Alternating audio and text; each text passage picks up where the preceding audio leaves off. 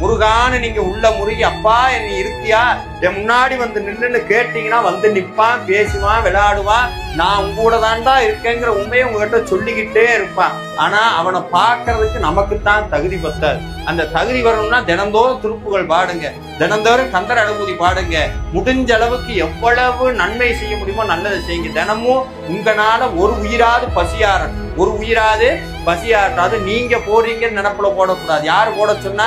செந்திலாண்டவன் போட சொன்னா போடுறேன். இந்த வந்த புண்ணியம் வர புண்ணியம் எல்லா புண்ணியம் யாருக்கு போகணும்? முருகனுக்கு போகட்டும். எதுவுமே நமக்கு வேண்டாம். எதுவும் முருகனுடைய அருள் மட்டும் இருந்தா போதும். அது ஒண்ணு இருந்தா போதும். எல்லாம் உங்க பின்னாடி வரும். பேரு, பதவி, பணம், புகழ், லொட்டு லொசுக்கு எல்லாம் கந்தனுடைய காலடிக்கு தூசு.